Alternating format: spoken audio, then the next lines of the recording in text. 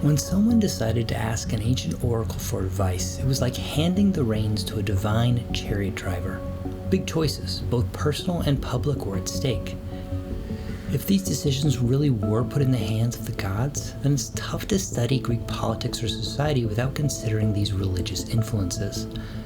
To what extent did Greek states or individuals really cede decision-making to the god? To answer this question, we really need to look at the types of issues people actually asked oracles about, how they phrased their questions, and how unpredictable and independent the oracles actually were in their answers. This last part is important because it wouldn't have been a great idea to ask the Oracle of Delphi about a crop failure if she might just say something crazy like recall all your revolutionary exiles. This would be bad news to the people actually asking this question if they didn't want those exiles recalled. Starting in the 8th century BCE, certain places became central among the Greeks and even internationally because people could go there to ask the gods for advice. The advice itself was called a kresmos, and the holy place where the god made pronouncements was called a kresterion or a manteon by the Greeks, and the Romans called it an oraculum. Places like these were not at all new. Sanctuaries in the Near East and Egypt had been doing this for a long time. In Asia Minor, there were oracles at Daphne near Antioch, and Telmessus in Caria, and other places around Ionia. At around 630 BCE, after they settled Cyrene, the Greeks learned about the Ammon oracle in the Siwa oasis in Egypt. And even before that, around 650 BCE, the historian Herodotus gives us the famous story of the Lydian king Gyges sending gold offerings to Delphi. The ways that oracles were delivered, of course, varied a lot. The most exciting way was when the god spoke directly through a priest-like figure who had gone into a trance, a state called enthusiasmos, or experiencing the god within. Among these oracles, none is more well known or debated than the one at Pytho, a sacred place for the Delphians. At first, the god only gave answers once a year, but the place gradually got so popular that they started offering services all year round. Sometimes they even had 3 Pythii working at the same time. The Pythia was one of those priests, a woman dedicated to the service of Apollo for life. She was dressed as a young girl during her service. After a bath in the Castalian spring and after a preliminary sacrifice of a goat, the temple was filled with the smell of barley meal and laurel leaves burning on the altar. The Pythia would go down to the sunken area called the Adyton. In the Adyton there was a big round stone called the omphalos, and over it was a tripod cauldron with a lid. The Pythia would sit on the lid, seated over the chasm, enveloped by the rising vapors, and shaking a freshly cut bay branch, she would fall into a trance.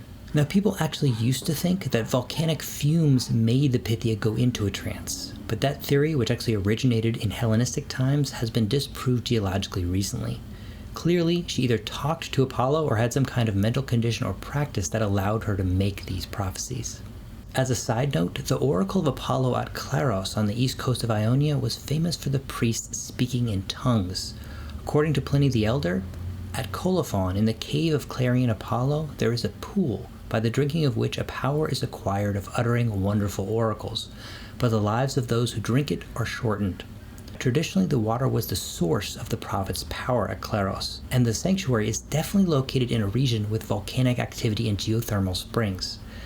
These types of springs often contain dissolved minerals, including some heavy metals. However, even if heavy metals were present at the sanctuary at Claros, their effect on the prophet is debatable. Some minerals in low concentrations can have stimulating effects, while others can be toxic in higher amounts, so there's really no way to tell.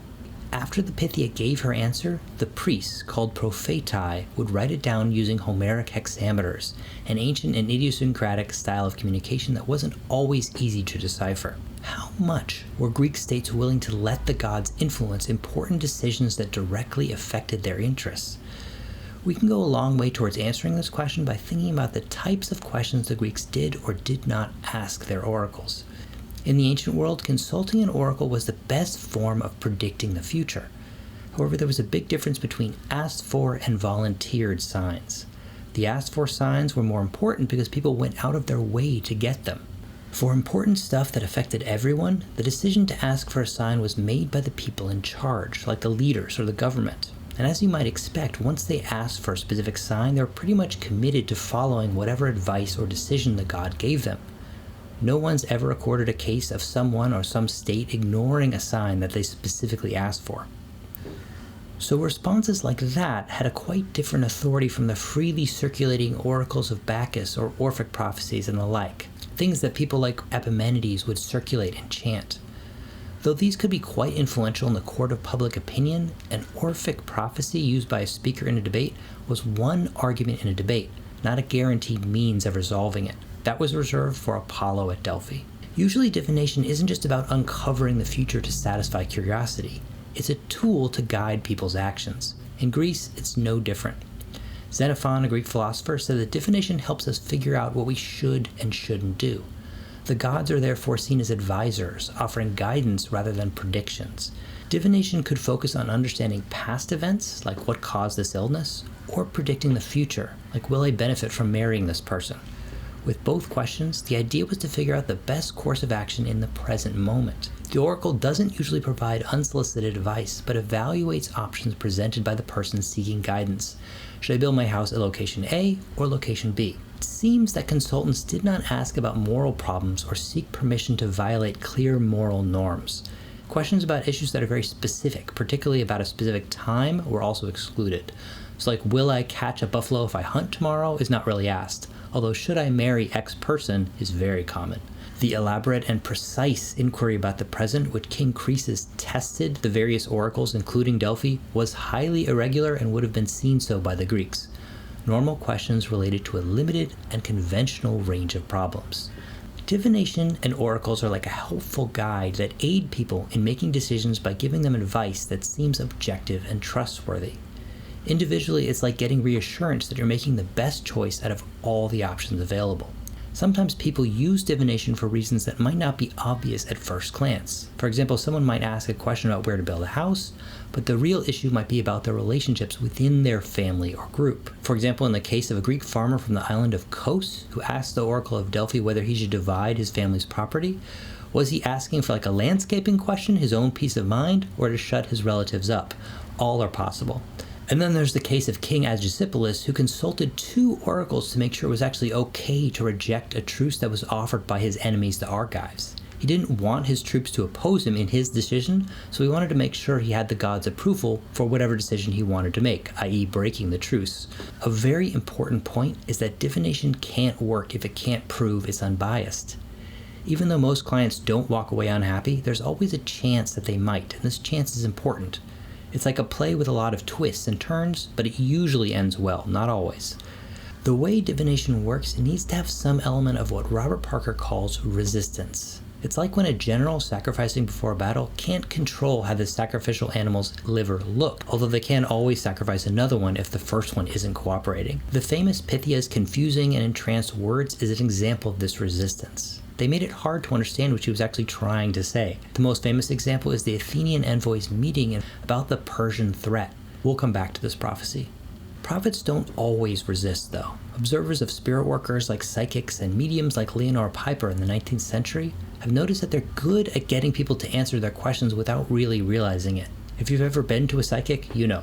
These forms of divination were termed technical by the ancients, for example, lot oracles, which are actually pretty common at Delphi, and they appear more truly objective, but it seems that even these, when applied to a delicate issue such as the identification of a witch, could be controlled by the prophet. This control would be seen as unconscious, of course, and would limit the choice of questions so that a socially unacceptable verdict could not emerge. In the Ifa divination studied by Bascom, the diviner says a bunch of confusing verses, with a process kind of like rolling dice, and the person asking the question picks which verse they like. Of course, sometimes the god Apollo at Delphi would give straightforward answers to straightforward questions.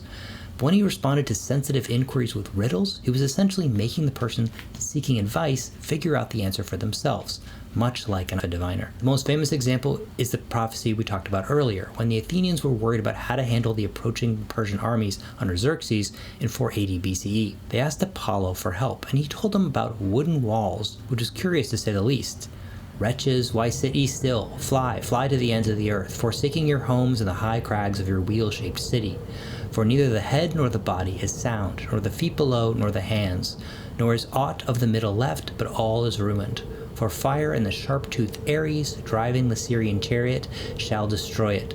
And not yours only, but many other towers shall he lay waste, and many temples of the gods shall he give to the fire and burn, which now stand sweating with fear, trickling down with drops of blood.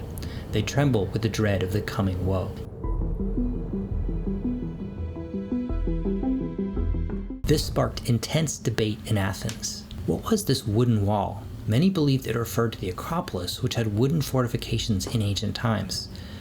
Now it happens that the Athenian statesman Themistocles, however, argued that the wooden wall represented their naval fleet. He urged the Athenians to abandon their city, rely on their naval power. It turned out that this was a good decision, and the Battle of Salamis reflects that. The decision being made wasn't just about military tactics or political strategies. It was about figuring out what the oracle meant. Arguments over what particular oracles mean are so common that they're not just a side effect of the system, but actually a core part of how it worked. This built-in ambiguity meant that a lot of the jokes about oracle tellers that we have in our evidence, and the insults thrown at the seers who charge money, we see a lot of these in Greek texts, shouldn't be taken as proof that people were totally fed up and doubted the Delphic oracle. The obvious greed and incompetence of the fortune tellers on the street corners often served to highlight what was considered the gold standard of prophecy, the unique wisdom and honesty of the far-off god Apollo. But that is certainly not to say that there wasn't manipulation of the oracle process, both individually and at state level. Now, the decline of the oracle's political influence was gradual, and it coincided with significant societal shifts. The rise of democracy, with its emphasis on collective decision-making, reduced the need for an external arbiter. Additionally, the development of professional expertise in fields like rhetoric and politics in the 5th century provided alternative means of understanding and shaping cause and effect in the world. These changes gradually diminished the oracle's role in public life, though it of course retained significance in personal and ritual matters for a long time. Okay guys, as I always say, there's so much more to say on this topic. It's a really fantastic topic. We're going to leave it here for right now. Please do like and subscribe to the video if you enjoyed it. Much more to come from this channel. Thank you very much for watching, and I'll see you next time.